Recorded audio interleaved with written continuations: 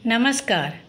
आज मैं आपको सुनाऊंगी कमलेश्वर की कहानी चप्पल।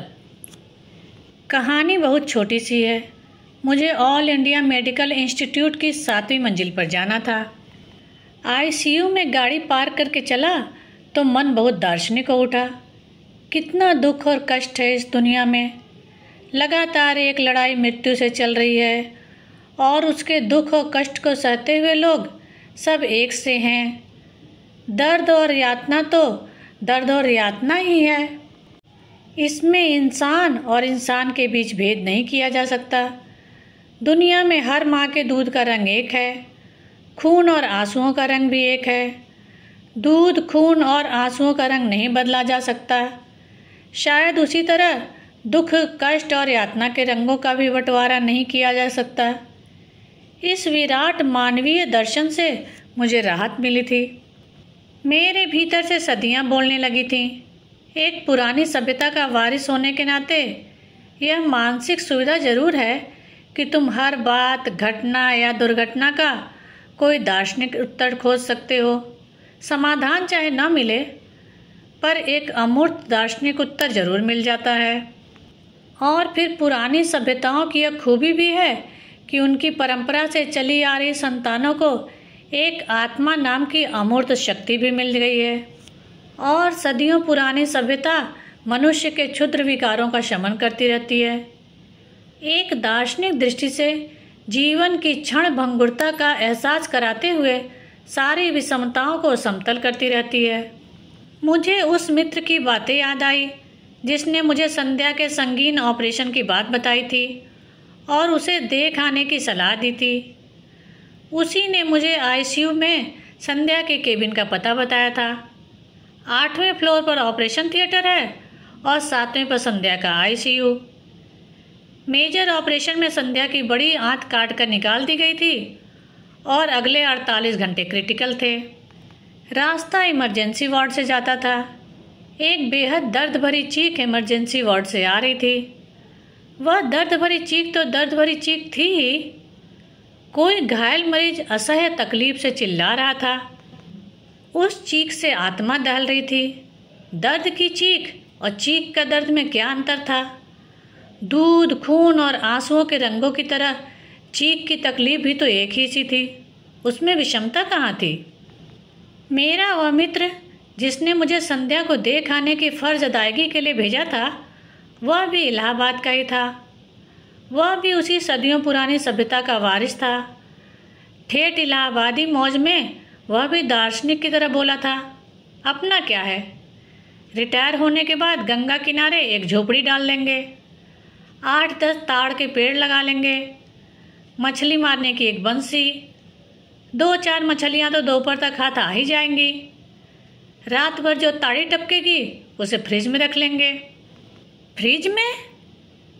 और क्या, मॉडर्न साधु की तरह रहेंगे, मछलियाँ तलेंगे, खाएंगे और ताड़ी पिएंगे।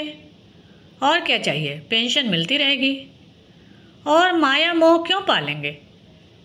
पालेंगे तो प्राण अटके रहेंगे।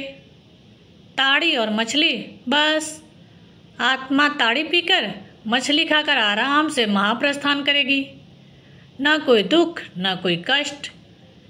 लेकिन तुम जाके संध्या को जरूर देखाना, वो क्रिटिकल है।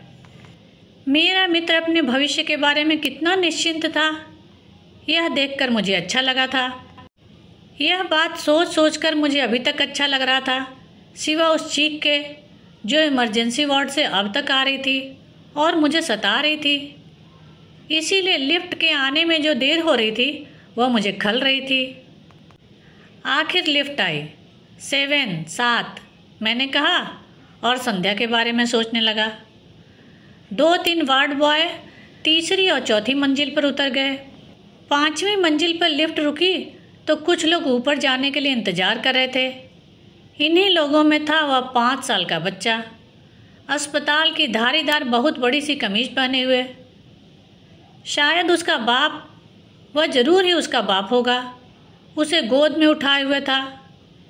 उस बच्चे के पैरों में छोटी छोटी नीली हवाई चप्पलें थीं, जो गोद में होने के कारण उसके छोटे छोटे पैरों में उलझी हुई थी।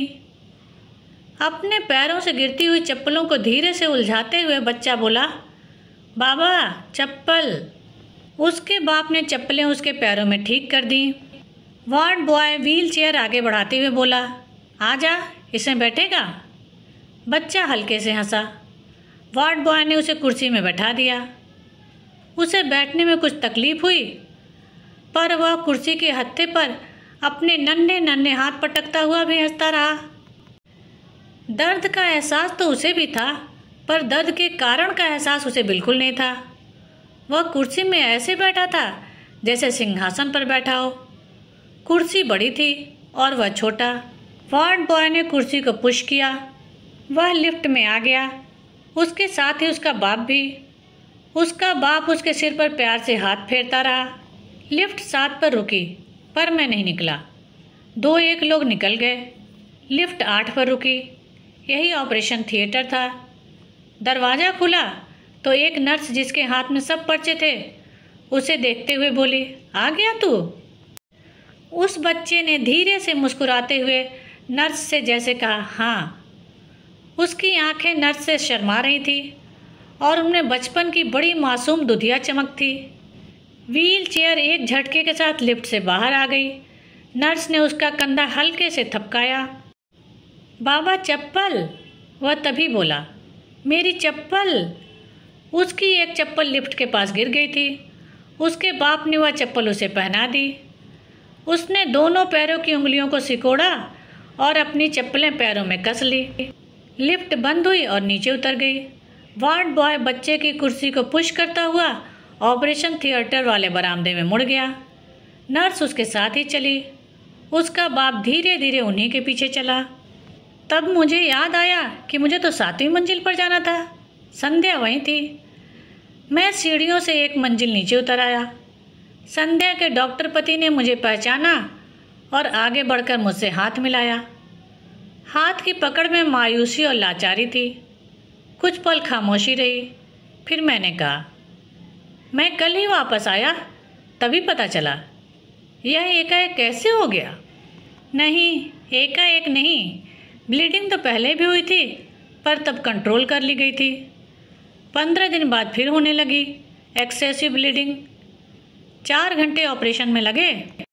And you know, we doctors are worst patients. वो संध्या के बारे में भी कह रहे थे। संध्या भी डॉक्टर थी। यस, आप तो सब समझ रहे होंगे। संध्या को भी एक एक बात का अंदाज़ा हो रहा होगा, मैंने कहा। लेकिन वो बहुत करेजियसली बिहेव कर रही है, संध्या के डॉक्टर पति ने कहा। बोल तो सकती नहीं, पल्स भी गर्दन के पास मिली है। आर्टिफिशियल रेस्पिरेशन पे है।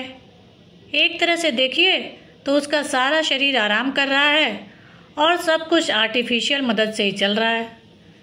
संध्या के डॉक्टर पति ज़्यादातर बातें मुझे मेडिकल टर्म्स में ही बताते रहे और मैं उन्हें समझने की कोशिश करता रहा। बीच बीच में इधर उधर की बातें भी करता रहा। संध्या का भाई भी आज सुबह पहुंच गया। किसी तरह उसे जापान होते हुए टिकट मिल गया, उन्होंने बताया। यह बहुत अच्छा हुआ, मैंने कहा। आप देखना चाहेंगे?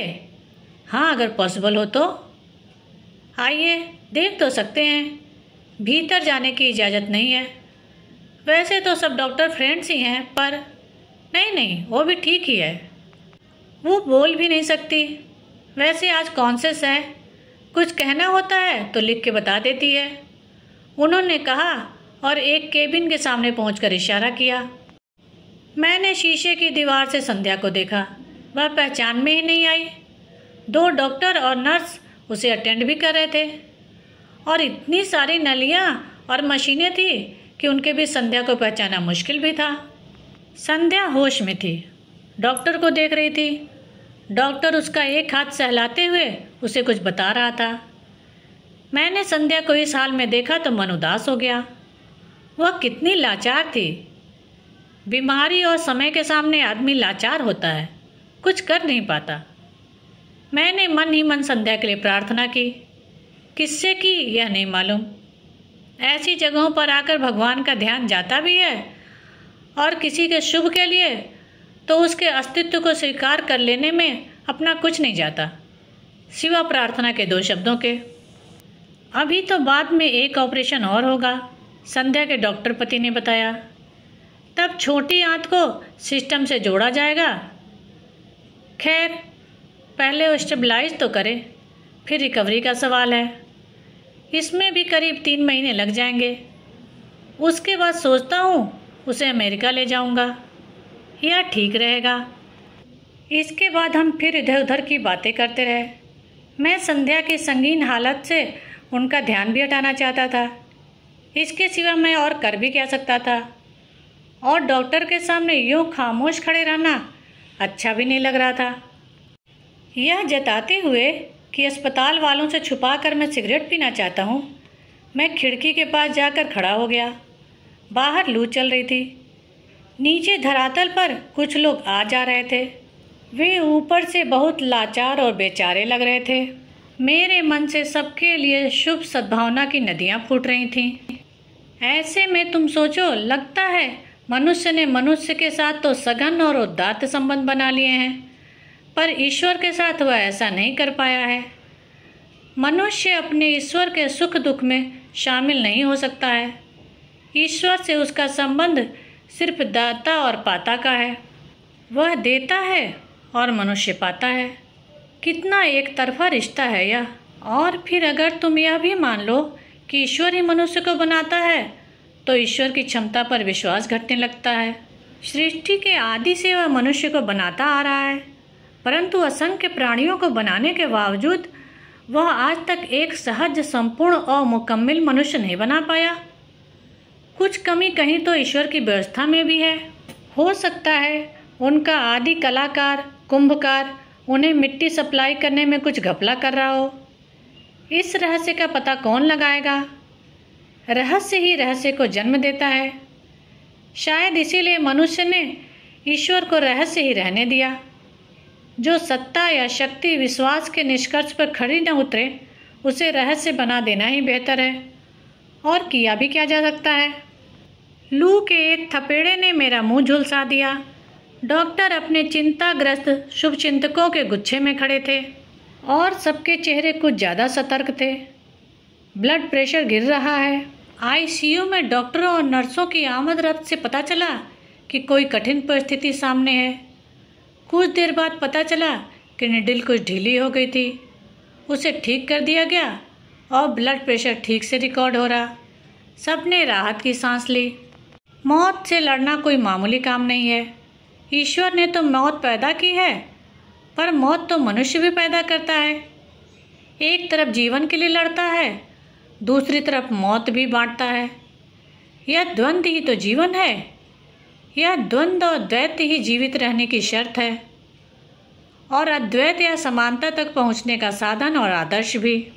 आध्यात्मिक अद्वैत जब भौतिकता की सतह पर आता है और मनुष्य के प्रश्न सुलझाता है, तभी तो वह समवेत समानता का दर्शन कहलाता है। सिगरेट से मुंह कड़वा हो गया था। लू वैसे भी थपेड़े मार रही थी। सीमेंट के प्लास्टर पर दहकता चिलचिलाता तालाब सामने फैला था। कोई एक आदमी जलते नंगे पैरों से उसे पार कर रहा था। मैंने पलटते हुए लिफ्ट की तरफ देखा। डॉक्टर मेरा आशय समझ गए थे, लेकिन तभी राजनीतिज्ञ से उनके कोई दोस्त आ गए थे। शुरू की पूछताछ के बाद वे लगभग भाषण सा देने लगे। अब तो अग्नि मिसाइल के बाद भारत दुनिया का सबसे शक्तिशाली तीसरा देश हो गया है, और आने वाले 10 वर्षों में हमें अब कोई शक्ति महाशक्ति बनने से नहीं रोक सकती। इंग्लैंड और फ्रांस की पूरी जनसंख्या से ज़्यादा बड़ा है आज भारत का मध्य वर्ग। अपनी संपन्नता में भारतीय मध्य वर्ग जैसी शक्ति और संपन्नता उन देशों के मध्य वर्ग के पास भी नहीं है। तभी एक चिंताग्रस्त नर्स तेजी से गुजर गई और सन्नाटा छा गया। चिंता के भारी क्षण जब कुछ हल्के हुए तो मैंने फिर लिफ्ट की तरफ देखा। डॉक्टर साहब समझ गए। आपको 2.5-3 घंटे हो गए, क्या क्या काम छोड़कर आए होंगे। और वे लिफ्ट की तरफ बढ़े। लिफ्ट आई, पर वह ऊपर जा रही थी। डॉक्टर साहब को मेरी खातिर रुकना न पड़े, इसलिए मैं लिफ्ट में घुस गया। लिफ्ट 8 पर पहुंची। वहाँ ज़्यादा लोग नहीं थे, पर एक स्ट्रेचर था और 2-3 लोग। स्ट्रेचर भीतर आया, उसी के साथ लोग भी। स्ट्रेचर पर चादर में लिपटा बच्चा पड़ा हुआ था। वह बेहोश था। वह ऑपरेशन के बाद लौट रहा था।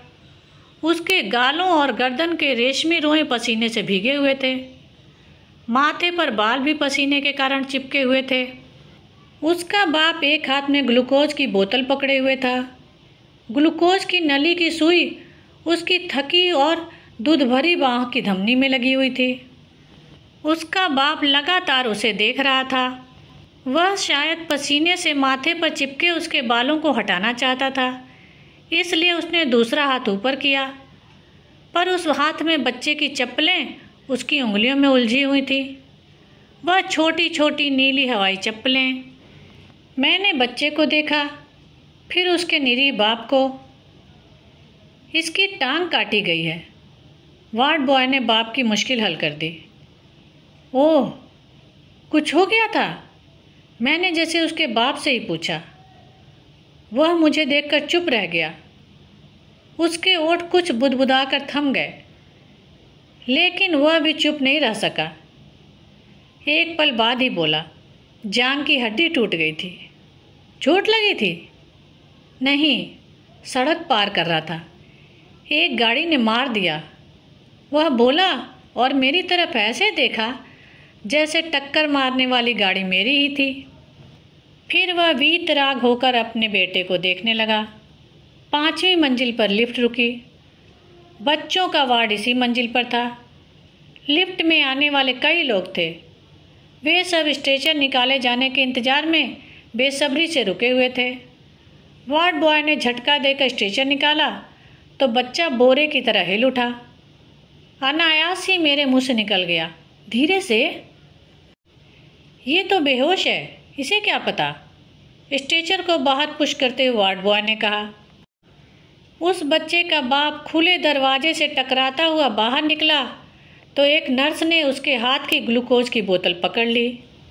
लिफ्ट के बाहर पहुंचते ही उसके बाप ने उसकी दोनों नीली हवाई चप्पलें वहीं कोने में फेंक दी।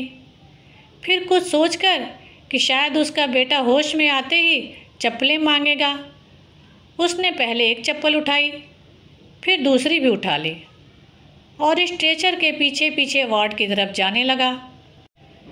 मुझे नहीं मालूम कि उसका बेटा जब होश में आएगा तो क्या मांगेगा, चप्पल मांगेगा या चप्पलों को देखकर अपना पैर मांगेगा। बेसब्री से इंतजार करते लोग लिफ्ट में आ गए थे। लिफ्टमैन ने बटन दबाया, दरवाज़ा बंद हुआ और वह लोहे का कमरा नीचे उतरने लगा। धन्यवाद। मेरे चैनल को लाइक करें, शेयर करें और सब्सक्राइब करें।